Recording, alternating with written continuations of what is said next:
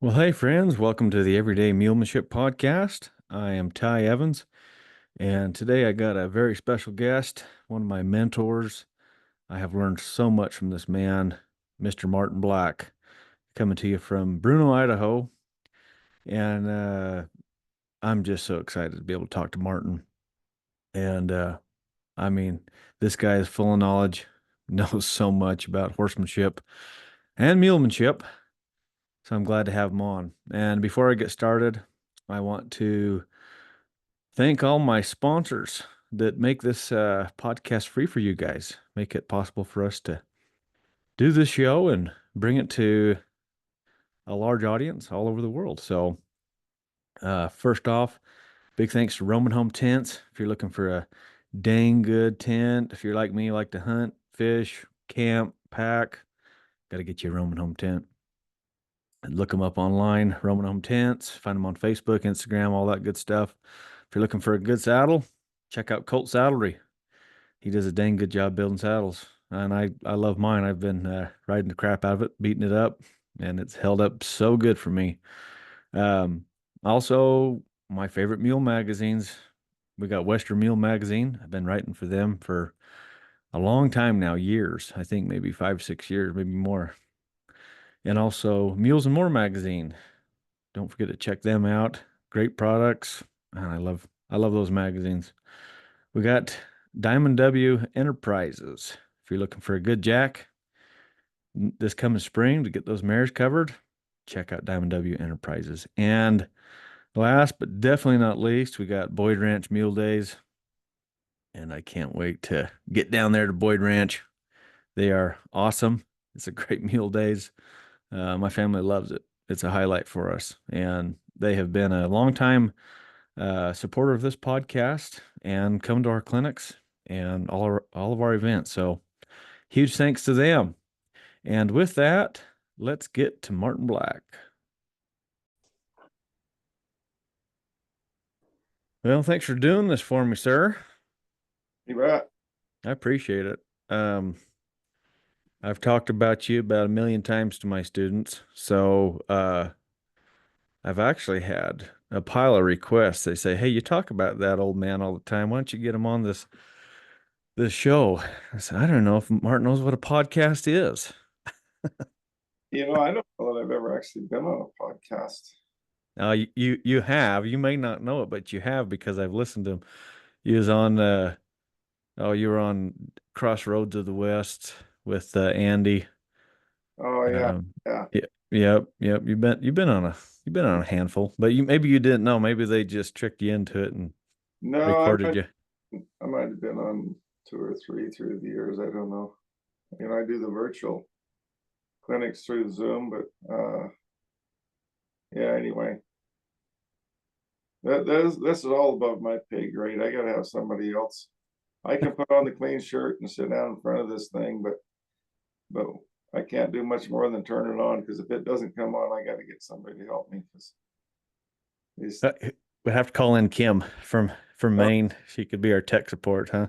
Yeah, now these dang things they run off, and I don't know how they got there or how to get back, and I can get stuck pretty easy. But anyway, we got this working. Yep. Well, Kim does a good job for you lining out those virtual clinics and Yeah, keeping everybody in line. That's kind of handy to have somebody like that to help you out, even though it's usually her bedtime when you're doing these things. yeah, it's not just handy; it's a must because it wouldn't happen without her. So, Yeah. So how's things going at the shoe fly? oh, good. Winter's starting to hit a little bit. Get some ice on the water troughs once in a while, and yeah. Man, like I missed going up there this year. I was just thinking back. I've been up there the last 3 or 4 years every November, and this is the first year I didn't get to make it up there. And Yeah, but man, I sure enjoy hanging out there. It's such a cool place. Bruno's a cool little town, but out there to the shoe fly, that I really like getting out there. I remember the first time I drove out there, Martin. I'm just trying to follow your weird instructions on how to get there because you wrote that. they're just very thorough. What is that one part? Past the, I can't remember, past the barn that used to be there or something like that. Or I can't remember. It was funny instructions, and I'm like, are these real? These can't be real. Oh no, they're real. Yeah. Yeah. Go It, to go to the mailbox such and such and keep going because that's my neighbor's mailbox. I don't yeah. have. You know what I did is all them goofy instructions that people give you. You know, you get around people that know where they're going. They give you those kinds of instructions like you're supposed to know. And so that's always humored me, and I've kind of threw some of it back. But I started writing it down after a while, you know, and I thought someday you need to write all this together. And so anyway, that's what that is. It goes on and on and on for several hundred words. It's a small book of instructions. It's all for fun, but they Yeah. are. You could, I have had people say, "Yeah, that's actually right." You go past the cemetery that's up on the hill. You got to look over your right shoulder to see. That's true. That cemetery's there. Old time cemetery, but you can't see it till you turn around and look back. Yeah. Well, it was cool. I remember driving out there for the first time thinking, man, this is awesome. This is awesome out here in this country. And yeah, that's a cool little uh, what is it? What's that creek? It's Shoofly Creek that flows through your Right. ranch there. Yeah. And you're out there in the middle of that desert and you're thinking, man, where's the water for these guys? There ain't no water around here. And nice little creek flowing through there, and Yeah. you got quite a bit of farm ground going. And I think last year I was there, you had cultivated quite a bit more of it too, and Yeah. you're making that place a go. Yeah. There's you can go 6 miles to the south and there's water, and about 15 miles to the north and there's water, and this creek actually dries up on the place. It very seldom runs off the place, but there's some big springs and stuff that on the place that come up and then sink again. And but the creek that comes off the mountain, it always runs onto the property. It's never dried up. It dries up in the middle of summer quite often before it gets even down here to the house, which is a couple miles from the upper boundary. But yeah, it's kind of dry, but don't have to worry about everybody wanting to live next door to you because uh, it's a long ways from town. I tell people it's 25 miles to my mailbox, and it's true because I have to go to the post office to get my mail. Yeah. There is no mail right here. Yeah. Well, that's cool country up there, and man, that makes good horses and good mules up there. Speaking of mules, how's old Poncho and Lefty doing? Oh, I just went down and seen them yesterday. I've been gone for a while, and I went down to check on everybody, and they come over and followed me around, and they're my buddies. Oh yeah. Yeah, I was stalking your Facebook there before we started, just seeing if there's anything I wanted to ask you about or see. And I don't know, it was quite a while back, but it looks like you've been having some folks riding them earlier this spring out there. Got a few rides on them nowadays. yep. I had some people, some guests ride them last fall that rode colts with me, and they're better riders. And then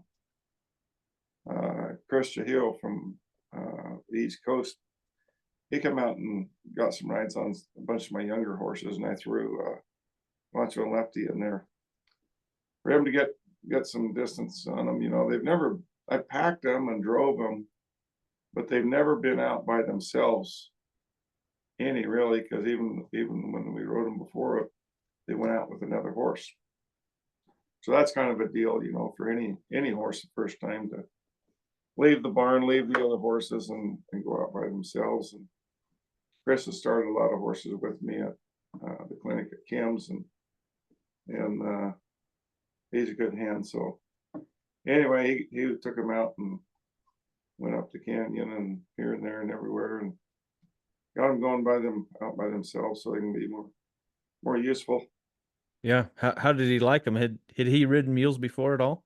Yeah, yeah, he's been around everything. He rides in warm bloods on the East Coast, and he rides outside horses, so he's rode a little bit of everything. Nice. Yeah. Well, got to make them bridle mules, Martin. Got to get some bridle mules going. I've thought about hanging a bridle on one of them just as a science project. I've always thought, people talk about starting a horse, in a bit, it could be done. And yeah, I suppose it could be done. It'd be a little different, but I've talked to some of these old guys years ago about when they actually started horses in the two ring, and a lot of people prescribe to the horse has to be 90% broke and starting to snaffle and blah blah blah, go on through the hackamore. But there, and a lot of people do most of their training in the snaffle bit, and whatever works. I'm not opposed to anything anybody does as long as it works for them. But I was kind of curious because a lot of them old guys, they didn't ride in a snaffle bit, and basically I've heard more than one of them say that some of them guys, basically as soon as they kind of got a little control over them in the hackamore, they kind of quit bucking and running off. It wasn't very long, and they hung a spade bit over the two-rein Moselle, which is really all we're doing. And once they get kind of good in the hackamore, to what, regardless of how much they've had before that, if they're good in the hackamore, they'll be good in a lighter Moselle. And once you can put that lighter Moselle on them, will the bit goes over the top, but the spade bit goes over the top of it. And the not to get off on too big a rabbit trail if you want to talk about something else, but No, go for it. I love it. but the hackamore or Moselle gives you the lateral, and the bit in their mouth gives you more of the vertical and the stop and back up. So once they learn a little bit of stop, it's easier to get a better stop with a bit, and not that you're using it as a brutal tool like a lot of people think the spade bits to teach them to stop. The spade bit, the way the old guys done it and the way I've always practiced, it's just a refining tool. It's not a training tool. You already got the stop. You can get a better stop. You can get it more refined, better, maybe better headset and better carriage, better collection and all that. It's to refine. It's not to teach the horse a maneuver. Anyway, back to Poncho and Lefty. What the hell,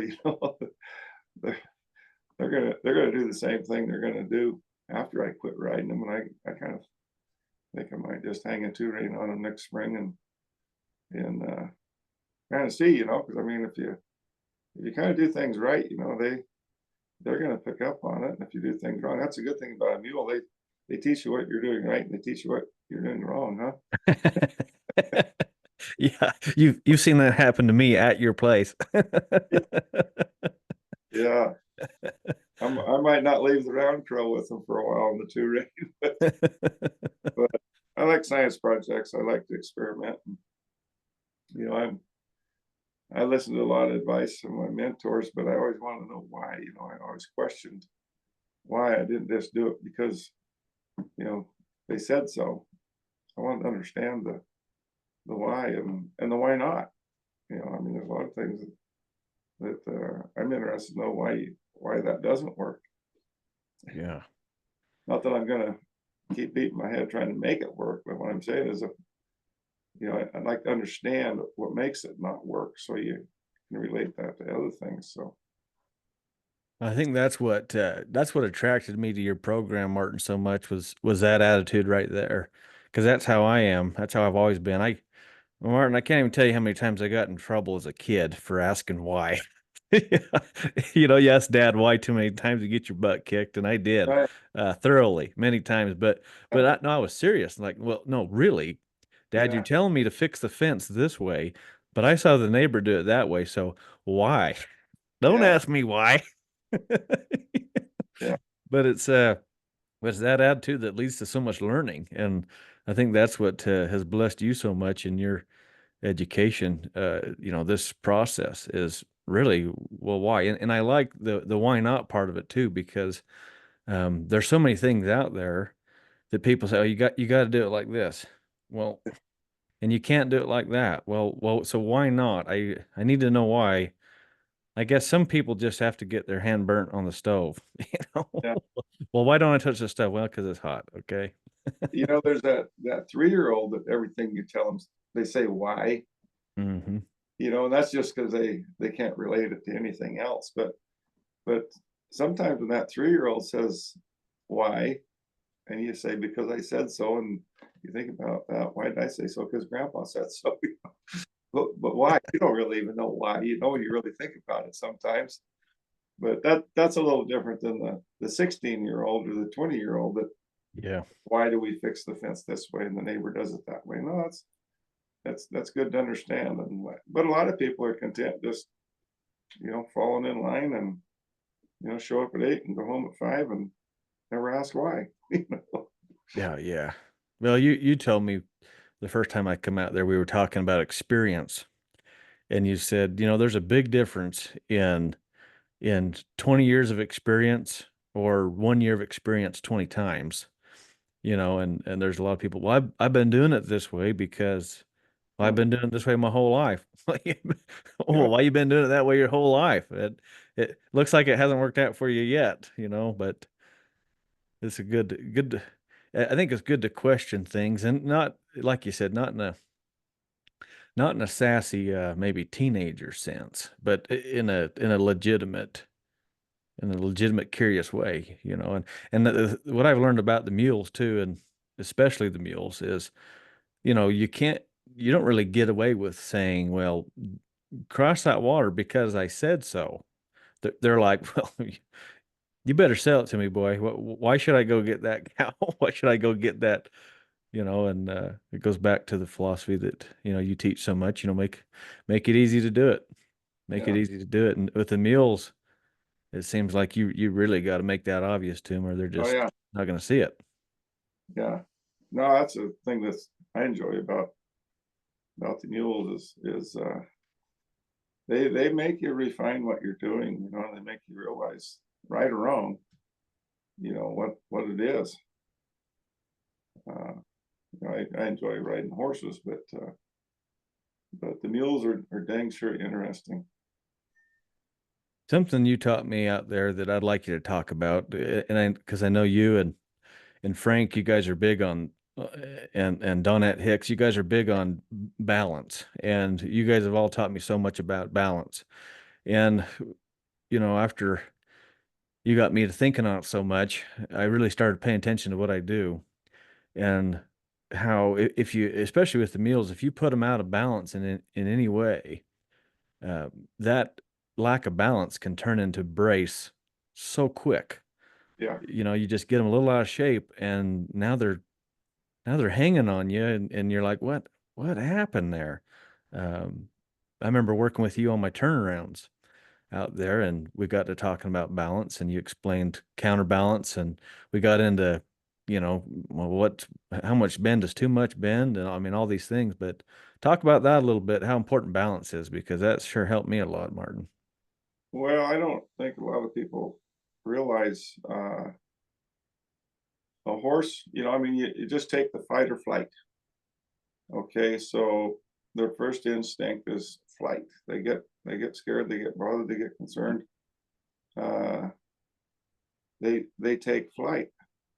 Okay, so if if you trip this horse, he lays down. However it happens, he gets on the ground.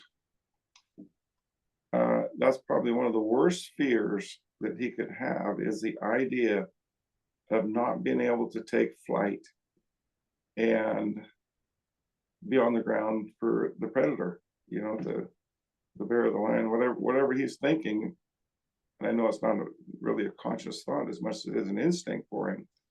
But he thinks he needs to get out of there. He needs to go. So if he gets off balance and stubs his toe and falls down, that door is shut, at least temporarily. So I think if you can just grasp that and then multiply it about 100 times or 1,000 times, maybe you could get an idea of how important that is to the horse to be able to stay balanced so they can take flight. Just the idea that they can stay balanced so they can take flight. Okay, because being off balance and falling, that's a panic for them, let's say. So if a person can realize that, now we don't worry so much about it because we can rationalize it.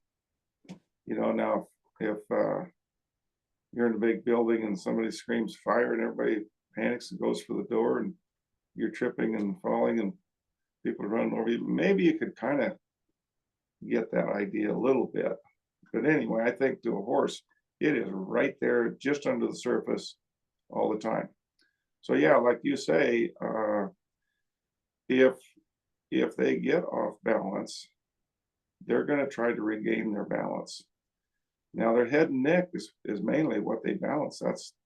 That's their balance. They swing their head right or left. We can kind of lower our center of gravity, squat a little bit, and put our arms out. That's what we use to catch our balance. We got a short neck. We use our head to balance. We rock our head one way or the other. But I mean, we only have how many vertebrae in our neck, and the horse has how many? And but his neck is in proportion way longer in proportion to his body than ours, and he doesn't have arms and hands to wave around like we do, so that part's different. But the horse, when you take his head away from him, whether it's laterally or his head's upside down, and you're pulling on him and he's resisting the bit, whatever direction it goes, when it gets out of the area that's natural for him to carry his head, wherever that might be, left, right, up, down, with his nose out, with his nose back, whatever. But there's the ideal place that he would carry his head, the optimum place that he would carry his head to balance the best. And I really don't want to take that away from him. I mean, if we're chasing something off a steep hillside or on slick ground, the last thing I want to do is interfere with his head carriage and where he needs to be balanced. I mean, you're interfering with his head, and he slips on the ice or something. I mean, it's not good for either one of you. So I put a lot of emphasis on that and let the horse have the freedom to balance himself with his head and neck where he wants. Now, if we're working on collection or we're doing whatever, and we want to raise his neck and tuck his head, and for a maneuver, yes, that's a different category. But like a horse that's gonna, run off or get scared or something, and I hear a lot of people, it's a big deal in the performance world, reiners and cutters and cow horse guys and the clinicians too, take their head around. You can't take their head around too much. Well, that doesn't mean that the horse is going to stop. He might learn to stop by taking his head around because that's where the relief is. But we've all seen it. When this horse really gets scared, it ain't going to stop him from running. It's just going to take away his balance, inhibit his balance to where he's more likely to fall with you with his head on your stirrup than he is with his head out in front of him. And I mean, we can get into a long conversation on that alone, but I would much rather have that horse's head between his knees, somewhere between the outside of his knees, not between his legs. That's not what I'm saying, but you draw a line from his hock to his knee, and whatever it is, 30 inches or whatever it might be. They're going to vary on different horses. But if his nose gets outside of that, he's going to be off balance unless he has a counterbalance. Now, if he kicks his hip out, okay, we're safe because he's disengaging. And he's losing the drive. The more he reaches out, the less he can reach forward with his hind feet, and the less drive he gets, whether he's bucking or running or whatever he's doing. But it's not a guarantee that he's going to step out behind and disengage, because if he really wants to panic and get scared, he's going to stay square. His hips are going to stay square underneath him. His hind legs are still going to reach forward. But to counterbalance, his shoulder's going to go out. So now his shoulder, let's say you take his head around to the left. Outside this line I'm talking about, whether it's perpendicular to his body or clear around to your stirrup, it doesn't matter. Once you get outside there, he has to have a counterbalance or he's going to fall to the inside. So if he's trying not to fall to the inside, he's going to take his shoulder to the outside and he's still going to run off. So now you got a horse that's kind of running somewhat forward to the right. His head's to the left, and he can't see where he's going. Don't sign me up for that. I've been there, done that, up too many times before I learned just taking their head around is not something you want to do on a scared horse, especially out in the brush and rocks where they might trip. Now, in an arena, good footing, and they know where the fence is, yeah, the risk might be less. But in my world, now I learned at a young age don't sign me up for that. But what I also learned is how to get to the hindquarters without taking their head around. And this is something that the cavalry taught. It's nothing new. It's nothing I invented. It's been around forever. But for we'll say the recreation rider that hasn't had the experience and doesn't have the knowledge, and he's going to start his first colt. He maybe just bought this colt, recently, and the one that wants to learn to ride and wants to start out with his own colt, we all know that can be kind of dangerous, but anyway, it happens. So I think in the defense of some of these people that say you can't take their head around too much, to that person, that might be the best advice you could give them. Because if they can get that horse really flexible, and, Ray Hunt, when I was first around him in high school starting colts, he said, you don't want a rubber-necked horse. Well, that's what he's talking about, is when that nose comes, you want the shoulder to follow it or the hip to, counterbalance it. You don't want to take his head around without his feet doing something. And even today, I just, kind of share with people, I don't want his nose outside his knee unless his feet are stopped. Then I'll take his head around and straighten the bridle or clean a booger out of his eye or whatever I need to touch his head for. But if I don't need to touch his head or fix my head stall or, something like that, he can keep his head out in front of him. And I dang sure don't need his head, out to the side if his feet are moving. The risk just goes up.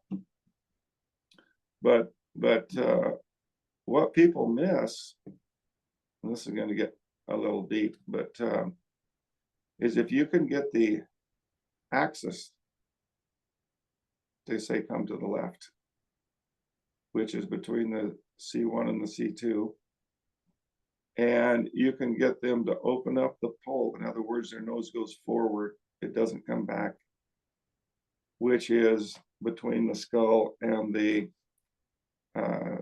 C1. So basically that nose is going forward and out to the side, let's say at kind of 45 degrees.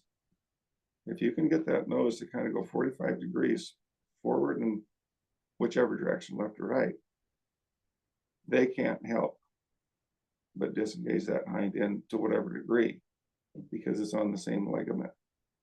But that's the thing that's hard for the beginner riders, because they're just going to panic and pull to the hip pull that rein more to the saddle horn, which is bringing the nose back.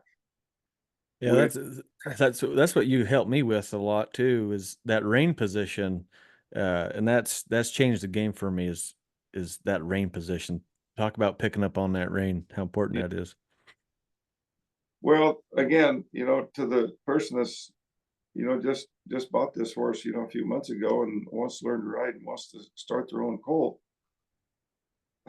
there's a lot of stuff going on, a lot of stuff to think about.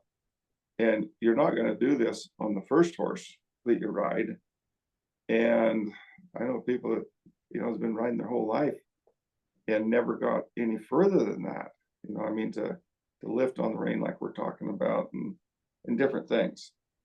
And, if you do enough groundwork or you send your horse to the trainer enough, in other words, if you get that horse prepared for the rider, I mean, you can step on a made show horse and go show it successfully.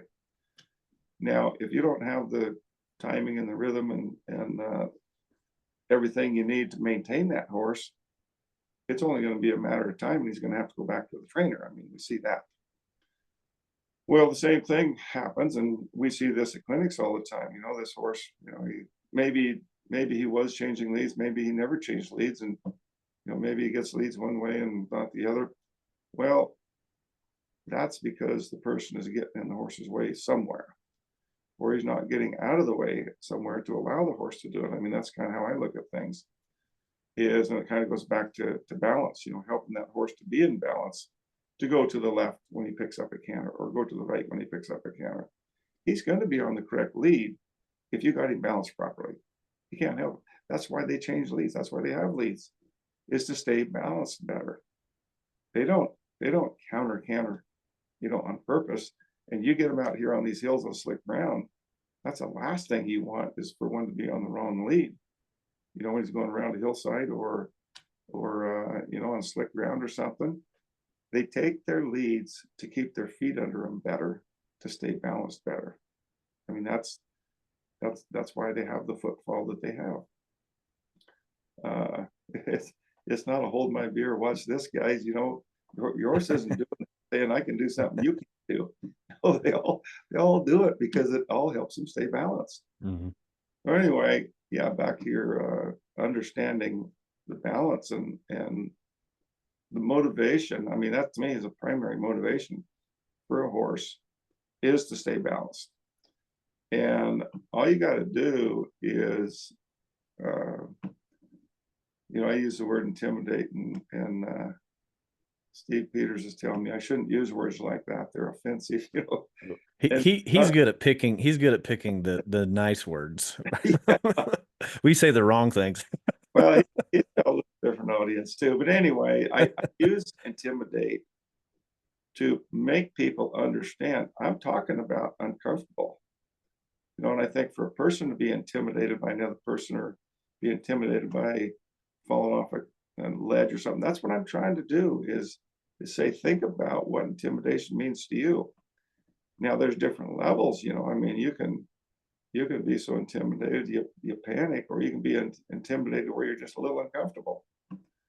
And not to get into a lot of definitions, but the point is, uncomfortable could mean just, a fly is buzzing around you and you're uncomfortable with the thought of the fly stinging you, but that's really not intimidation. But a horse falling, the thought of the horse getting off balance and falling, that's intimidation. And that's what I'm trying to make the horse think about, is when I shift my weight, when I shift your head and neck, and you need to step to the right, let's say, whichever foot we're talking about, he needs to step to the right to catch his balance. Great. That's exactly what I'm going to do to get this horse to move to the right, is get him to where he moves to the right to balance himself. It's not like I'm on the ground shoving him around. But when I shift my weight and, I put his head in a certain position, he's going to shift to the right to catch his balance. Now, that's how we get the horse, to move with the hind end, front end, in whatever gait, whatever. Uh, but another thing that people, they pull on horses, they pull on them way too long. I'm only going to affect that horse for one step. In other words, when he starts to unload, let's say the right shoulder, when he starts to unload that right shoulder, and I shift his weight, his front end, to the right. Now that foot's unloaded. You picture yourself picking up before you even pick up your right foot, you unload your right foot, and I push you to the right. You have no choice but to fall off balance or to set your foot out to the right to catch your balance. That's all I'm trying to do with the horse. So let's say the right front foot coming back, getting ready to unload, and I take his nose a little bit to the right, and I shift my weight a little bit to the left. He takes his nose to the right, and the shoulder follows to the right, and he pulls me to the right. I've unloaded that shoulder to make it easier for him by shifting my weight off of it, and he pulls me. And pretty quick, your weight shift can become a cue. I heard somebody say recently that your seat bones are not a cue, that your legs are a cue and your reins are a cue. Well, that might be how this person rides their horse, and that's all fine. But your seat bones, basically lightening one seat bone and making the other seat bone heavier, is a weight shift. But once your horse learns what that means, your seat bones are a cue. And I would say in a pretty short time, like in just a few rides on a green colt, that horse is starting to put together. When this seat bone gets lighter and that seat bone gets heavier, it means that this is coming. And they learn to balance in a way to stay balanced and compensate for my weight shift. So my seat bones become that's the first thing I'm going to do, is position my weight to help this horse balance in a way that I want him to go. And just as I get that started, I'm going to position his head and neck. And if I need to do something with my legs, which is mainly just make sure I got whatever drive or anything,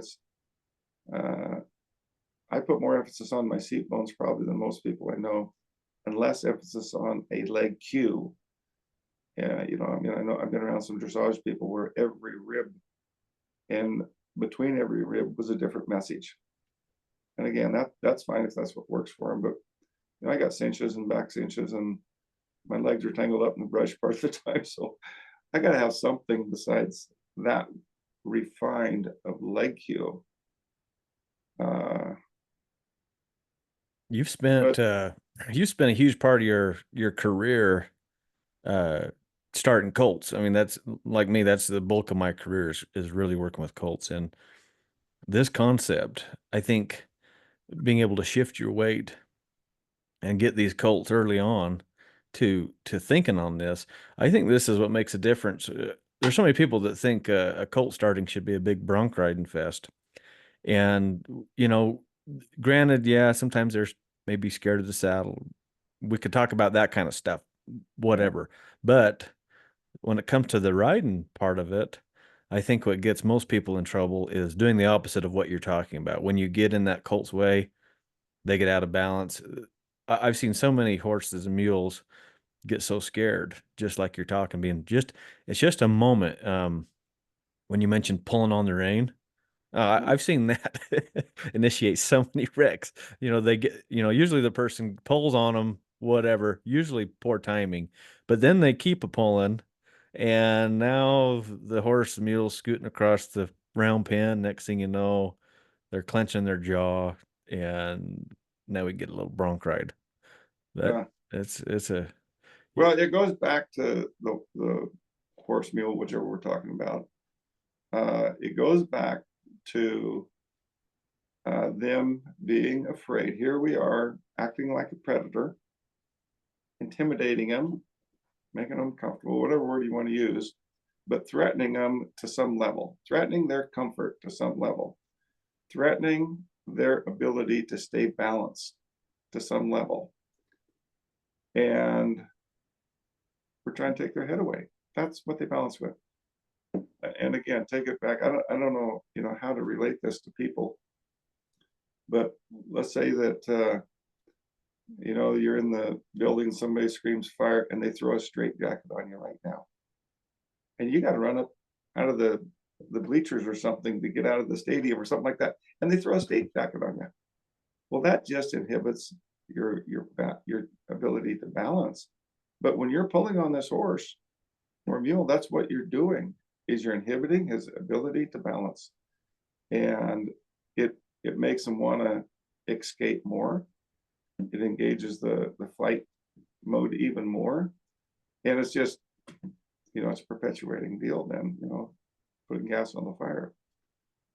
But going back to a pull versus a pull and slack, I read Ed Connell's books when I was pretty young, before I was even a teenager. I think I got them books, and somebody recommended them, and I read them, and that's one thing among other things that I got out of that. I mean, pull and slack, that's an easy concept.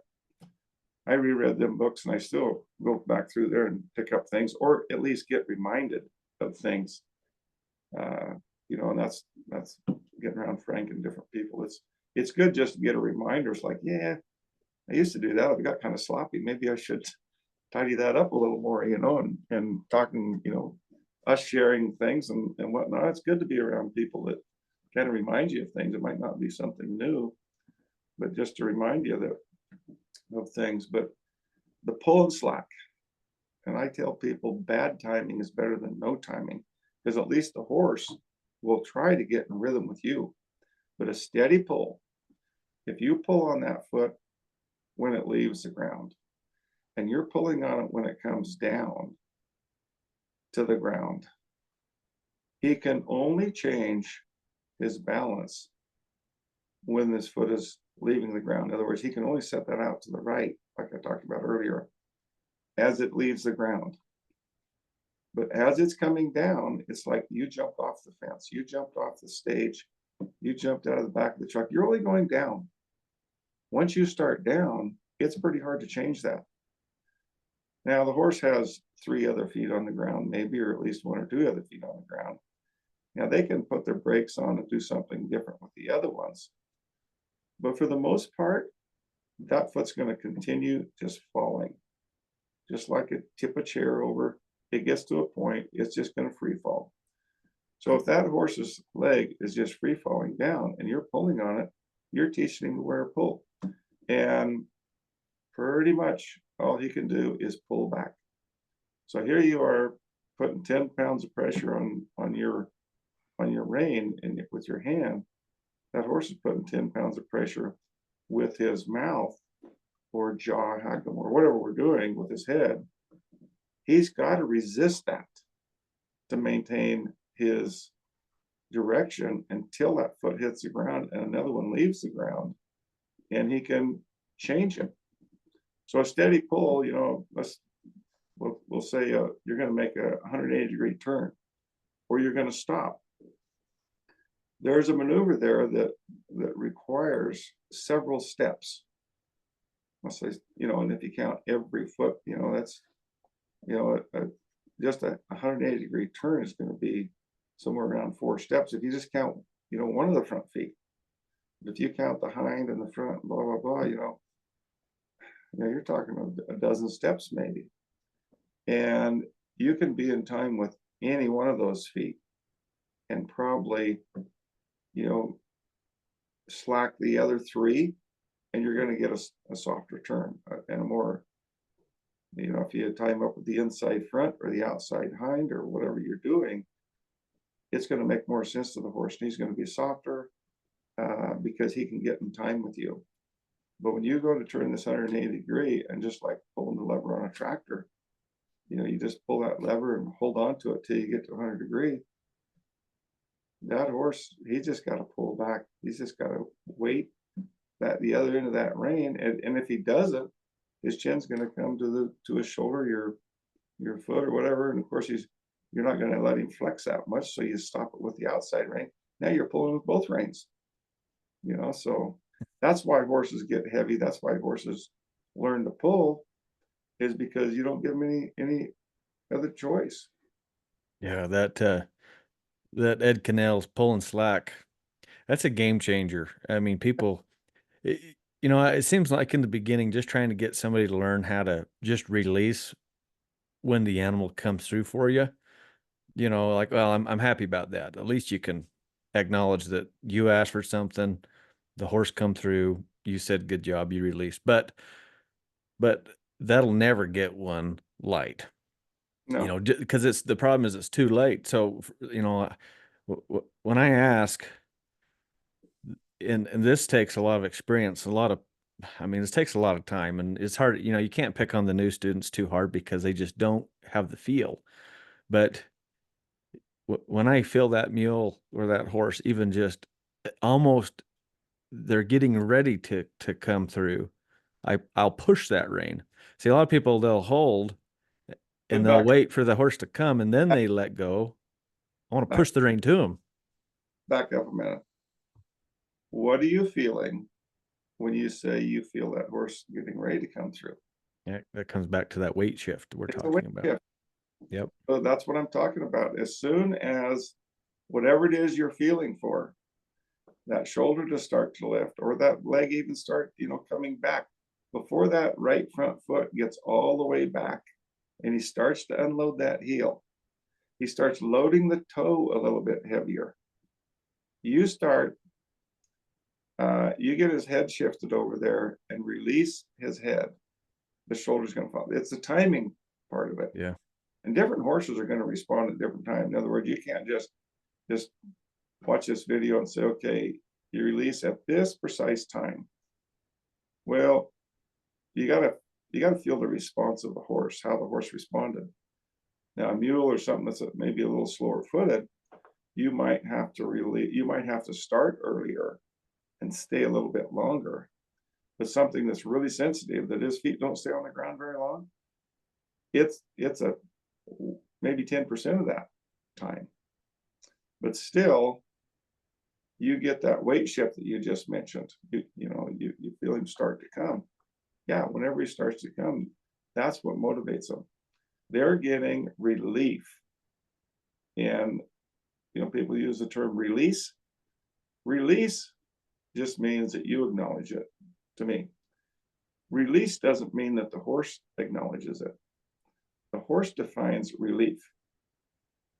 We can't say, okay, I released and you feel better. He could still be intimidated. He could still be off balance. Just because we release the rein doesn't mean that he's okay. He says, I feel relief. Okay, that's what's going to motivate him. It's Yeah. and it's feeling for that is feeling, it's knowing that it's really a hard thing to teach, Mm-hmm. because you have to just experience it on your own. So, like when people are asking me about these things, we can do our best to explain it, but you got to feel for that, and you do a good job of teaching. You and Steve Peters, you guys co-authored together evidence-based horsemanship, and you got a section in here that is so good. And you're talking about the licking and chewing. And those of you that are listening, if you haven't got evidence-based horsemanship by Martin and Steve, you got to get it. But anyways, you're talking about how when they're acknowledging basically the downhill side of the stress. You talk about like licking and chewing, and there's so many people that think, well, they licked and chewed, that means they understand. And you guys go into that in this book, and it's great about how, well, just because they licked and chewed doesn't mean that they understand what's going on. It's just acknowledging that the stresses on the downhill side, they're just trying to turn loose, and it's learning to. So you talk about, yeah, the release and the relief. People need to know to read those expressions, and that's so important. Yeah. The licking and chewing is when they get the serotonin. And the serotonin is, I call it the cocktail. So once they experience that a few times, they kind of get to expecting it. And that's when it really makes teaching a horse something easy is, that's the reward. And it's the same for us, we feel good about coffee or cigarettes or sex or candy or whatever it might be that we get the opioids or whatever. But pretty quick, it's just the idea of doing whatever it is that gets us the serotonin, and we can feel good about that. So if the horse realizes with a few experiences, hey, when we're done, we're gonna go get a margarita, then they're motivated. Just like, somebody's going to work all week and go fishing on the weekend. They're looking forward to that. Well, That's a good experience. oh yeah, the anticipation is sometimes better than the actual experience. I just got done reading a book, and it's an interesting book. It's called Dopamine Nation, and it's this doctor talking about all these different cases going on. But in there, anyways, she was talking about how the anticipation for the reward sometimes can outweigh the actual reward itself. You're looking at this ranch to buy this ranch, and you're dreaming about where you're going to put your corrals and your barn, and you're thinking about how that pasture is going to look, and the Mm-hmm. anticipate. Then you finally buy the ranch, and it's actually a whole bunch of work. Oh, But the anticipation is so good, and that's why I try to share with my students is, if you can give these horses and mules some rewards and get them kind of hooked on this, then man, they can't wait to work for you. Because a lot of people say, well, geez, it seems like you do all this stuff, and wouldn't they not want to be caught, the next day? Wouldn't they not want to go to work the next day? It's like, well, hold on. If you set it up, I could ride all day, work all day, and I go out there and they still want to be caught. They yeah. s- they can't wait for the next round because of the anticipation of the rewards. That's key. Well, you got the people that use the treats. I'm not saying treats don't have their place, but if that's all you got working, that horse doesn't. Well, I have horses that I raise my own horses, and I can walk out and catch them pretty much anywhere out in the big field or in the corral or whatever. And not saying they all just stand there perfectly, but it's not a big cloud of dust when I catch horses. But then I've sold some of these horses to clients, and they give them treats, and pretty quick the horse is coming to see you for a treat. But if he can't smell that treat, and he can smell that treat a long ways away or not, so pretty quick this horse doesn't he doesn't sense that there's a treat, doesn't smell it. He don't want anything to do with you. Like, how dare you come out here without a treat? He's pissed off at you. Almost, not quite, but it seems that way. But those horses that I've sold, and they leave them here, they come back for a visit or whatever, those horses become hard to catch after they've been given treats than the horses that have never had treats. And so anyway, there's that part. You can motivate a horse with treats. And then of course there's I'll pick on horse trainers, that we can pick on anybody, cowboys or anybody, that the horse is doing it out of fear, and it's pressure or more pressure. There's no relief. Now, however much or less it takes pressure for relief to be effective, but it also takes relief from pressure to be effective. But the horse that's under pressure all the time, it's just more pressure, less pressure, he never does find the serotonin or the dopamine or anything like that. It's just pressure and more pressure.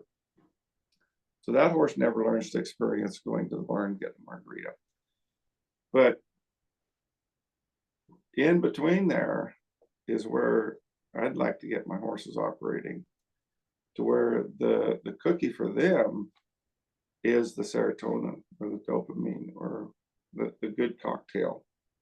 And, pretty quick, like these mules, the gnats are really bad here in the summer. And man, all you got to do is just rub their ears a little bit and they will love you. I mean, that's kind of a cookie for them. You Oh, know, that all makes sense, but whether you're riding the horse or whether you're catching them on the ground, I mean, I use scratching them big time to get them to where they find me useful, to have around. yeah. And if you scratch their navel or their breast or their windpipe or the base of their tail, wherever they say, yeah, that's the spot. And you do it about right. In other words, you can't scratch them till the hair all rubs off and they start bleeding. They're not going to want you back. But if you do it about right, just like Poncho and Lefty, they'll come out of the field and say, hey, you didn't finish this ear last time I seen you, and let's get back on that program.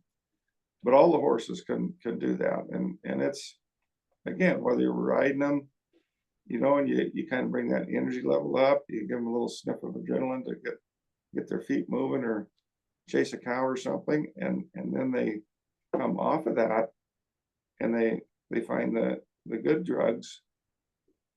Boy, they'll want to chase that cow again. Or you've seen it with this mechanical rope and steer, the hot heels, drag that thing around the four-wheeler, and they just get to loving that. There's a lot of things, the herd instinct and everything that we're tapping into there, but we'll stop and they'll lick their lips. It only takes 2 or 3 times of that, and that's the funnest toy you can give them. No, yeah. You Again, talk about, I'm really trying to tap into that natural chemistry in them. And again, it's a cocktail. That's the treat. It's not the cookie in your pocket. It's them licking their lips. yeah. And when you get that, figure out how to get that working. Uh, yeah, they'll really be on board. There's a different experience for these animals, though. You call them your special forces horses, and I love that. And you can relate to that a lot. Uh, Will, he was in special forces, correct? Yeah, And it's even like chasing that roping dummy, or in the Brandon pen or whatever. There is a different connection. A lot of these people, they talk about they want to bond with their horse, whatever that means to them. And I guess all of us on some level want that connection, that partnership. But there's a different level of connection if you just go out there and just scratch them like you're talking about, or the people that want to just go give them a treat and say hi, versus the using part, the actual engagement. That's a different level.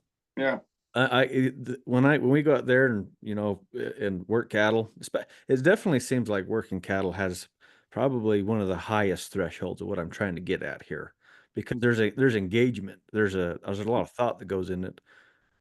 Man, it's amazing how you go out there and you can work, you can do those things, and they want more of it. Where, let's say we just sat there and just scratched on them. At some point, there's enough scratching. They're like, okay, I'm done. I, I'm done. Well, we could play with that. We could rope, or we could work cows, and we could go on and off almost all day because of the releases in between. And yeah. talk about those special forces horses. Well, again, these horses are horses that have learned through stress and relief. Stress might be offensive to some of these people that have a horse as a companion animal, but that's what they learn from. You stress them and you give them relief, and that's where they get the cocktail. So, the harder we work, the better that cocktail is at the end of the day, let's say. Maybe some people could relate to that. So these horses learn through putting more effort into working a cow, or putting more effort into whatever the maneuver is, whether it's, jumping off a ledge or powering up a steep hill or whatever it is I ask them to do that's kind of above and beyond the duty that most horses see, but yet they get a cocktail at the end of it. And I don't know, I think as a warrior, not that I was in the military, but that's not what I'm talking about. As a warrior, thinking that I had to, really excel and be more macho as a younger guy. I'm over that now, but as a young guy, that's what the 18-year-old male is. I mean, he's going to go conquer the world and play football or rough and tumble, and he's not going to be playing with dolls. I guess I should be careful talking about that, but No, this is my podcast. You say whatever you want. yeah, they don't like it. If they don't like it, they don't have to listen, I guess. But That's right. This is my show. but anyway, that's what I'm trying to develop in these horses, and it's not about being macho. It's about applying yourself to a higher level, and they get to liking it because they get that cocktail at the end. And Tom Dorrance would say, it would feel like they would go up a telephone pole or down a badger hole for you if you ask them. Now, physically, they cannot do that. But if you ask them to, it feels like they would just go right to it and try to get it done. And that's what I'm trying to establish with these horses is, I get on some of these horses at these clinics, other people's horses, where I'm working with them doing something, and you kind of ask the horse to do something. He goes, how about next Friday? I don't feel like it today. Hey, I'm sorry. We got a cow on the end of the rope here that just turned around and she's coming up the rope. There is no next Friday. You might have a horn in your guts if you don't get the hell out of here right now. So that's what I'm talking about, or we're going along here and a lot of these old homesteads, the fences are falling down and the brush is growing over them. And here you are chasing a cow out here. And all of a sudden, 2 strides later, here's a bunch of wire. And I'm not talking just a roll of wire, but a string of wire strung out there that basically is going to clothesline his hind legs. And you say, hey, we got to stop it. We got to turn. We got to do something. He can't say next Friday. He better respond right now, or, jump or do something, because not only is he at risk, but he's putting you at risk too. So that's why I do my homework, and I try to develop right from the start with these horses in the first few rides. First week, I try to make everything a good experience for them. We try to get them to understand the rebalancing that we talked about earlier, and which is the maneuvers. You turn this way, hind end, front end, maybe get them into a specific lead or the other, as we're trotting out down the road or whatever, you can pick up the left lead or right lead. But the first week is just kind of like kindergarten, we just color and eat cookies and take naps and feel good about it. Not that I ever went to kindergarten, but I heard that's what they do. But at some point, we're going to start arousing them and get them a little more excited about whether it be the hot hills or working a cow or whatever it might be, backing up a hill, something that's going to require a little more effort, a little more strain, a little more stress. And at some point, we're going to release that when they get to a certain level of what we're asking for. And you kind of get this, and they lick their lips. That's the cocktail. Now, next time we approach this, whatever it is, exercise, we'll say, and they'll go, oh, this is what we do to get to the bar to have the cocktail. We got to swim the river and then we get the cocktail, whatever it might be. They're willing to do the stressful thing for you because it's going to be a good experience after they do it. And that's the whole, for me, that's the whole pressure relief deal. The relief is the cocktail. The pressure might not even be physical. It might be the mental, and that's why I use the word intimidation. The pressure might be the intimidation. And if a person relates to intimidation as uncomfortable feeling, that's what I'm talking about. It might not make you sick to your stomach, and that doesn't have to be that level of intimidation. Just whatever pressure is effective, as much or as little as that might be.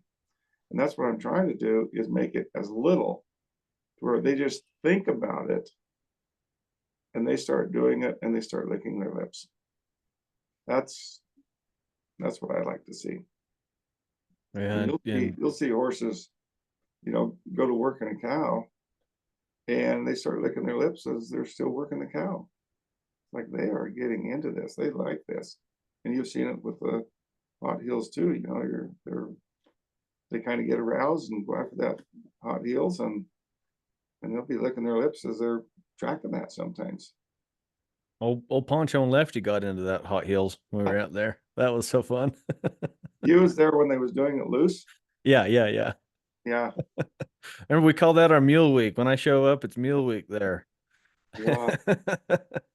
So, hey, you mentioned Tom Dorrance earlier, and you know, you, Martin, have been a great mentor to me, and you've helped me so much, and I appreciate you. And talk about some of your mentors. I know you got around Tom a lot, and a lot of people that are listening here, everybody's heard of Tom Dorrance, or if they haven't, they should, right? But uh, you got Tom, and you got a lot of others. Talk about some of your mentors and some of the lessons that you've appreciated from them.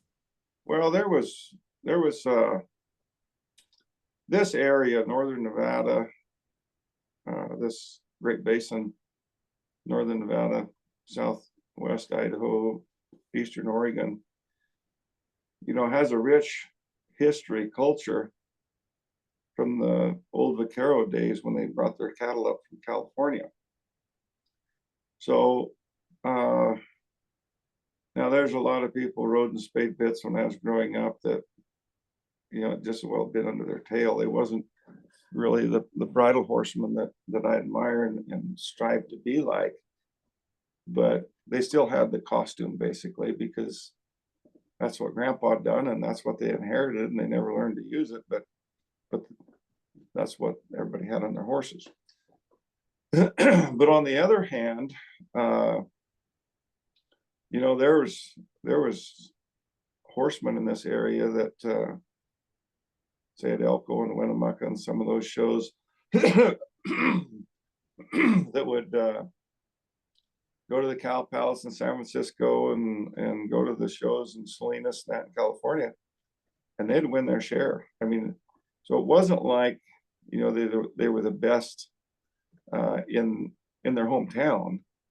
They could go compete with the best on the West Coast and hold their own. And of course, it was a pretty good trip down there. They didn't go down there with just any donkey, thinking it was going to be fun. But when they had one that has kind of proven himself to be a good horse up here, Melvin Jones and Reborses and Chapins, there was several people,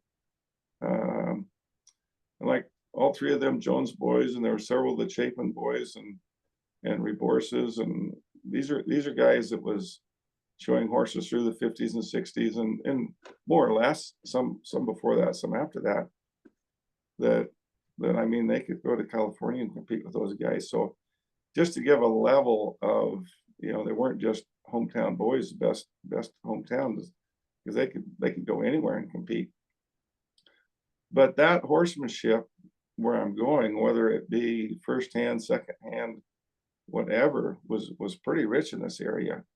So young guys like myself, they didn't have to go very far to kind of get exposed to that.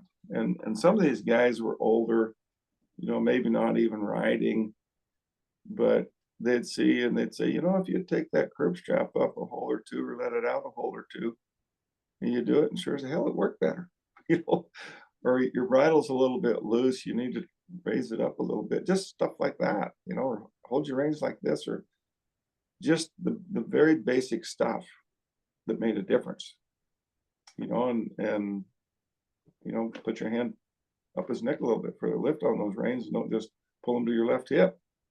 And sure enough, it worked better. I mean, that stuff was really rich in this area, along with the roping and a lot of other stuff too, the whole cowboy stuff. But if we're just talking about the horsemanship part of it, it was really rich here. And my uncle that used to own the ranch that I'm on right now, he mentored a lot of the people that mentored me, these other cowboys, because he worked for a guy from California that bought a ranch in northern Nevada, and he was one of the top guys in California, and this is mentioned in different people's books and different people's writings. Uh, Mr. Hill was his name, Roland Hill. He's mentioned in Arnold Rojas's books as being one of the top bridle guys, blah blah blah. But my uncle worked for him for nearly 10 years down there, and he was at an age in his kind of mid-20s to learn a lot. And of course, my uncle had been around guys before that, and I mean, he was kind of under the spade bit thing. But this Roland Hill, he mentored my uncle and a lot of other guys from this area. Getting into the history a little bit, my uncle would hire guys from Bruneau, young kids from Bruneau, to work on his crew down there in Nevada. And some of those guys, they come back after they kind of got that itch scratched and went to Nevada and then the buckaroo thing. They come back to Bruneau to kind of take care of the family ranch when their dad got older and went on with the family ranch. And so just the Bruneau area itself was pretty rich with those guys that had that exposure. And like I say, whether they was that handy or not, or whether they could even ride a horse or not at that point, they still had the exposure and could tell you, well, this is the way I seen it down there. And so there was that. And of course, this uncle I'm talking about, I grew up around him, and he mentored me a lot, and I, got a lot of good information from him. And there was another. So his name was Paul Black. He's my granddad's brother. And of course, my granddad mentored me a lot too. And on my mother's side of the family, there's a guy named Gene Lewis, my mother's first cousin, and he just kind of picked it up here and there. He was very talented, but he was a World War II veteran, and after the war, he ended up in California training with Jimmy Williams and a bunch of those people down there, Don Dodge, and they were all showing during that same era. And with those guys, you either had to kind of fish or cut bait. I mean, you needed to, if he's going to compete, you need to be competitive. And they done everything. They jumped. They done the English thing, they done the Western thing, and they cut. And they had to do it all. They couldn't specialize like today. If you're a cutting horse trainer, that's all you do. Or if you're a jumper, that's all you do. But those guys, I mean, they'd pull in there with truckloads of horses at a show with clients and everything. They might have 20, 30 horses that came from their barn to go to a show, and they'd be English, Western, and everything. But that was a pretty rounded kind of horsemanship. I mean, you had to understand the horse, not just a discipline. And anyway, I was around Gene some too. After I got out of school, I went and stayed with him, and visited him off and on through the years. And of course, Ray Hunt and Tom Dorrance, I was around them, in my high school years. And Ray's oldest son-in-law, Bill Van Norman, he was a great mentor to me. I spent a lot of time with him, in the ranching picture and starting colts. And he was, I got to say, he was one of the smoothest guys showing a horse. And, and every year he'd have, a handful of them at Elko to show.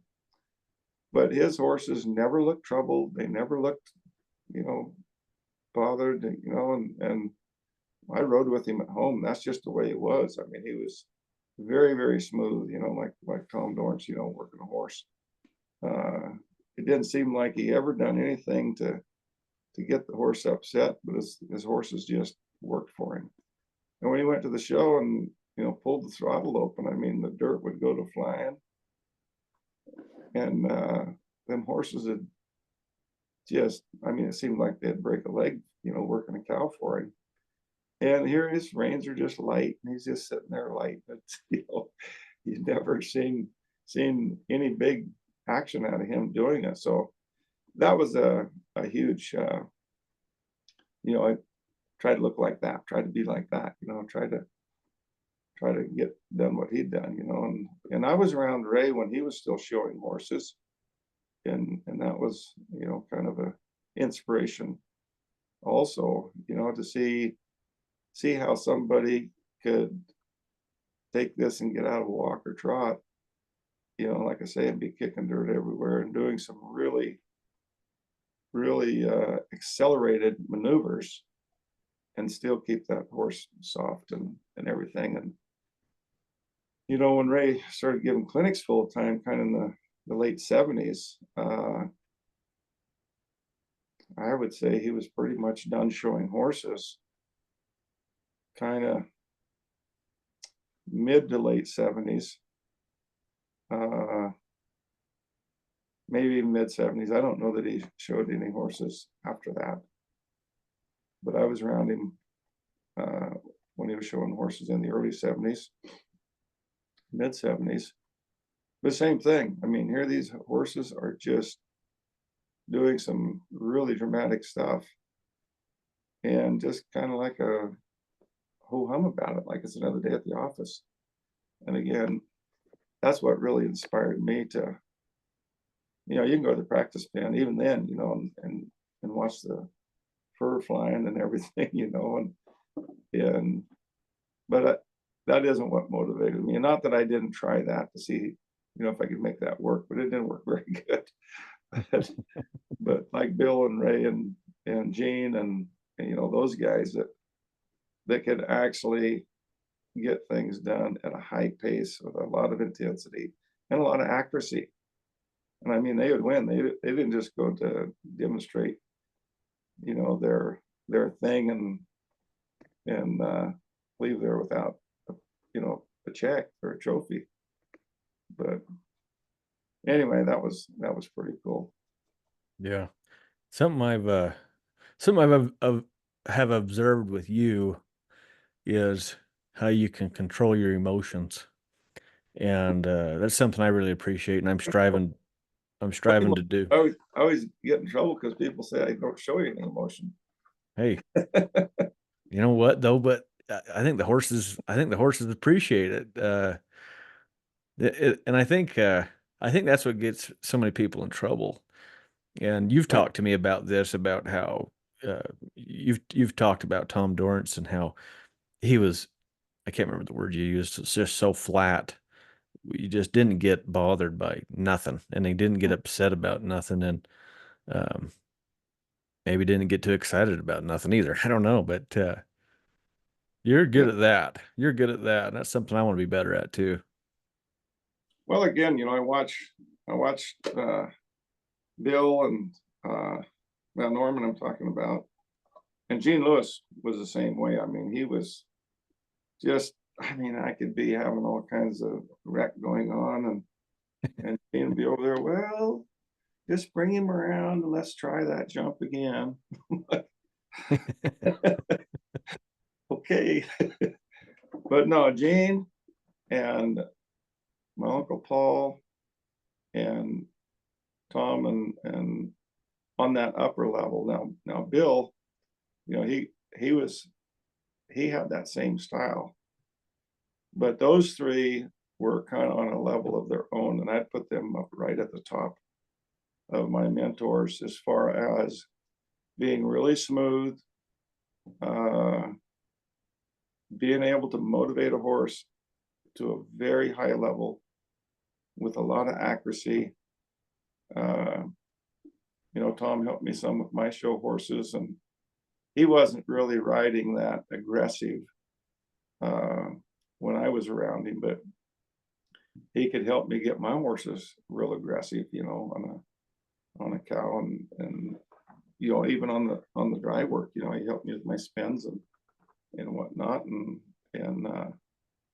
but those three guys was probably my biggest motivators, uh, to keep your emotion pretty flatlined, because they was all pretty flatlined, and really get with the horse. And if you had a bad day at home or whatever, don't bring that to your horse. And I learned pretty young. I was pretty hot-headed, but I see other people that would lose their temper, and the horse would kind of pay the price. And it didn't take me too long to figure out, you just make a lot more work for yourself when when you do that, especially, trying to get your horses to be where I just mentioned, to look like those guys' horses. It just it just throws a lot of hurdles in your way. Now you got to apologize to this sucker for the next month for that one little fight you had with him. Well, just get a hold of your emotions and don't let that get in your way. And then your horse can just, stay on the incline. You can just keep the progress going. But yeah, you got to get a handle on your emotions, if you're, especially with young horses and young guys. That's why I say the warriors. I know all about being a warrior. I was in Australia one time, and this guy was jerking on his horse, throwing slack rein, punching him. I was telling him, I promise you, there's very little room to make any progress with that. And just what I'm talking about is it's a distraction. If a horse is bucking or a stallion's acting up, I might snap that rein to whatever extent is effective. But shy of that is a distraction. It's not something that you're picking up a feel and trying to get the horse with you. You're trying to get the horse away from another thought that he has that could be dangerous to him or you. So there's not time to pick up a soft feel if the stallion's about ready to stand up on his hind legs. But so anyway, this guy's jerking on his horse to do something. I'm telling him, that ain't gonna work. And he says, "Well, you're gonna tell me you've never done it?" I said, "No, I promise you I've done it. That's why I know it doesn't work."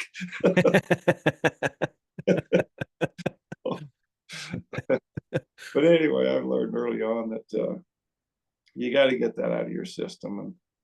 And I'm not saying I'm perfect and nothing ever comes up like that, but I know it doesn't work. Yeah. So, but the sooner and the better you can control your emotions, the more you can get on with your horsemanship. Yeah, it's easier said than done. I mean, it's I feel pretty dang confident with my mulemanship and horsemanship, controlling my emotion. But boy, when you're trucking down the road and that old GPS says recalculating, or something like that, boy, I lose it. Trying to turn rig around or whatever. It's the other things in life. Or I'll snap at my kids. And I go, gosh, why did I do, kids and horses, it's the same. Why did I do that? And same thing, like you said, you pay the price for the next month. And I have daughters, and you know all about that. You got daughters too. And, and I'm like, I shouldn't have said that. But on the other end of the spectrum, we can beat up the warriors, the young men, and the hot tempers and everything. But to move to the other end of the spectrum, we got the warriors over here we just talked about, but you got the nurturers on the other end. And this is grandma, she doesn't want to spank the grandkids. She doesn't want her horse upset.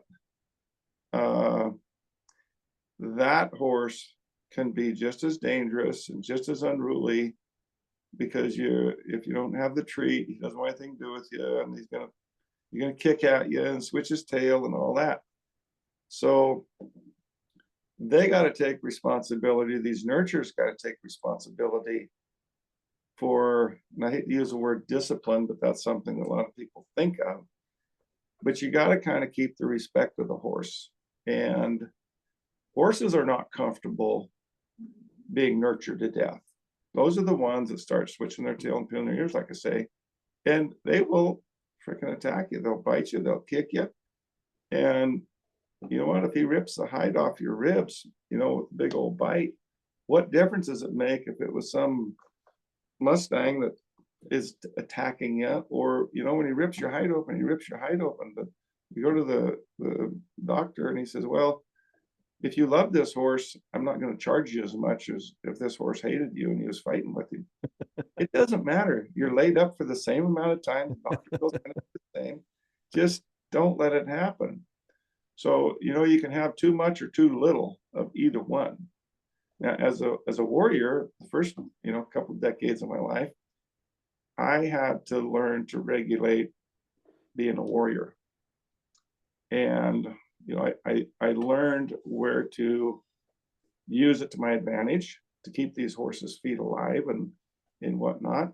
But I also had to learn what you're talking about, to not be too aggressive, not let your temper get in there, or not just have too much energy. That was always my problem. I'd go work with Tom and he'd say, yeah, okay, but just cut it in half. Do what you're doing, but do less. Cut it in half. And I was like, well, I got to get done. I got other things to do. What do you mean cut it in half? Let's go. But uh, through the years, I started seeing, making more sense of what he was talking about. Yeah, if I cut it in half and keep cutting in half until it's the right proportion, I get done a lot quicker. But that didn't make sense when I was young.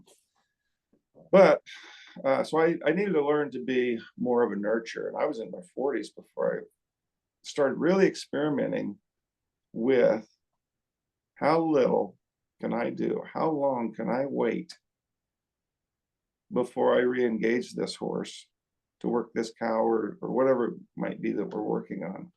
And that's where I really unknowingly started putting the pressure on the horse for doing whatever. And then give him that pause, that dwell time, and let the serotonin kick in and get him licking his lips.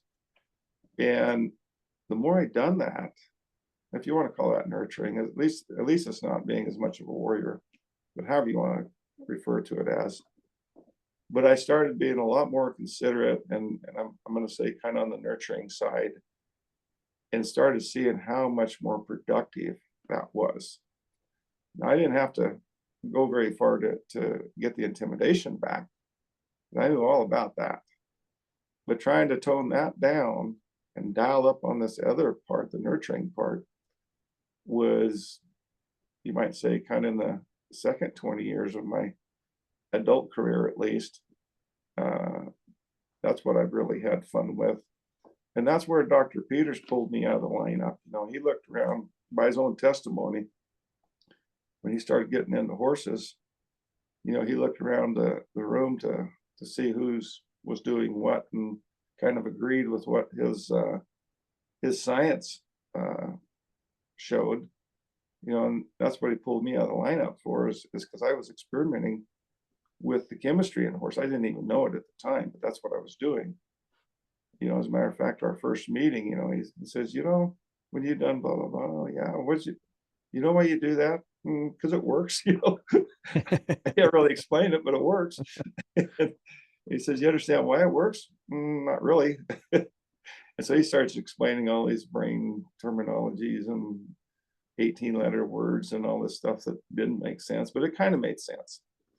And I've always been interested when somebody says how the horse thinks, or the brain, or blah, blah, blah. I've always kind of been interested in that, but I didn't get much education out of school. So there's a lot of that I was totally unfamiliar with, the chemistry and that part. But I while the kids was going to college, I was getting a lot of saddle time. So I did know that part. So what he started talking about, I could kind of make sense of, and he helped sort it all out. So anyway, with Dr. Peters, he lacked the experience of the application, and I kind of lacked the knowledge that he had. And so that's where we were kind of drawn to each other, because he could give me the what for, and I could give him the kind of how to. And that's we wrote that book, and we're working on a second book right now. And we've done a little DVD, and we've published articles and blah blah blah. There's information out there, but we're still working. And he does his own clinics. He goes to Europe and does these talks, and he has other people kind of as his crash test dummies. I guess I've never really been him. I know some of the people that go with him. I'm not sure, how Yeah. all that goes. That because I haven't seen how they do it, but he's Yeah, got he's a out smart guy. Man, that guy knows some stuff. I got him coming on the show too, Martin, but um he said he can't come on till June or something like that. So yeah. we'll have him on later in 2025. That'll be good. But I like the book you guys wrote, and I was excited. He told me about that second edition about a month ago. He told me about that, and that's gonna be good. You guys work perfect together because yeah, he puts out the science, but then you say, okay, well, this is how it applies to the horse, and that makes that helps us to make sense of it, and I appreciate that so much. We do one clinic in Maine. It's about the only thing we do together. uh, and we get a good crowd there. But he the first day he does a lecture, and I have a little input, but it's by far the biggest percent is his presentation. So that's a classroom, and then we do 3 days of colt starting or restarting. I mean, a lot of them are horses that maybe somebody started and got a saddle under their belly or got bucked off and quit, and brought them. And of course, they're always a project when you get a horse that's kind of had something dramatic like that happen, and you got to try to get them rewired. But anyway, we got several subjects to work with, and we got some good people, riders to get on them. Cal Middleton and Tiffany McCary and Chris Hill. They're all good riders, and they're very experienced, and they've worked with me quite a bit. Tiffany just come on board and work with me last year, but her dad Buster, him and I've been friends for a long time, and we do a lot of the same kind of stuff. And she's grew up with him, so she's not too far off from what I'm doing, because she's been around her dad, and started, I don't know, thousands of colts.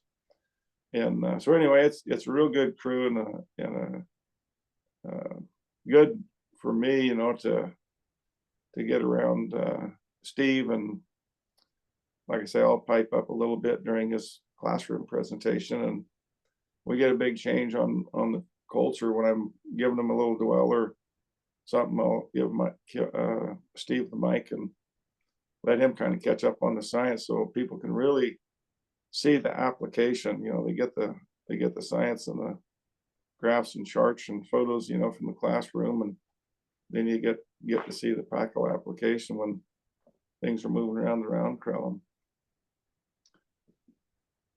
You guys do a good job. And I'm excited for that next book to come out. And I want to get up there to Maine when you're doing that. It's always tough for me because I'm on tour at the same time, but maybe one of these years I'll be able to get on up there and join you guys and come hang out. And you can Yeah, throw me on a cult too if you want. and it's good season for the lobster, I'm told. That's the main reason I go. Yeah, that's right. Yeah. Yeah, there's always a Facebook post you eating your lobster. I can see that's a highlight for you. So Well, I tell Kim, I don't care if anybody shows up or not. This thing might not pay, but as long as you got the lobster, I'll come back next year. that's awesome. She does a good job She worked hard keeping at you it. lined out and putting that on. But I'm supposed to keep you lined out on your time, Martin, and you're about done here. One last thing, and then I'll let you go here. I ask all my guests at the end of my podcast one piece of advice, and it doesn't necessarily even have to be horsemanship advice. It could be just life advice. It could be whatever. But And you've already given us a whole bunch of stuff today, Martin, but what's one last piece of advice that you wish everybody would just be able to take? Well, yeah, there's 100 things, but what what we just talked about is finding that balance between the nurture and the warrior. You know, that right emotional level, whatever you want to think of it as. I think that's key to getting the horse to open up his mind. You know, we've talked about the balance. That's the physical part. But the mental part, if you're too much of a warrior and you get them too intimidated, they shut down and they go into their self-preservation. But if you don't have enough of that, if you can't get them out of their comfort zone, nothing's going to change. And the nurturers, you know, they want to feed them treats and cuddle them and whatnot. And if that's what they got them for, that's fine. They're lap dog, but don't think you are going to be teaching a horse much, because he's not going to get out of his comfort zone. So there's no motivation for him to find comfort somewhere else. But they can also, you know, having a 1,200-pound lap dog can be dangerous when they get in your lap. So to me, safety's a big issue. I've been hurt plenty, and I don't care to get people hurt. And I don't like seeing horses get hurt. You know, and I mean, it's not just the pain, but it's the productivity. You know, I mean, I can tolerate a lot of pain, but when it shuts my business down, that's what bothers me. You know, Yeah. nobody else, just like you, and nobody else is going to do your job. You're the only one to do your job. So, yeah. Well, I appreciate that, Martin. I appreciate you doing this for me. Right. And all you guys listening out there, be sure to leave a review on this show. Let us know what you think. And Martin, how can they find you? Where's all the places they can find you? Your website, your social media, all that stuff. Tell that real quick. Yeah, just martinblack.net is my website, and it gives you all kinds of directions from there. I got a Facebook, but I don't even know how to get on it. Kim does all. Yeah. Yeah, there's all kinds of good stuff. Martin has authored a whole bunch of books, all kinds of stuff. There's all kinds of videos on there, a lot of good gear, good bits, all kinds of good stuff. So check them out, martinblack.net. You guys, thanks for listening. Thank you, Martin. Thank you. Thank you. God bless. God bless y'all, and we'll see you down the road.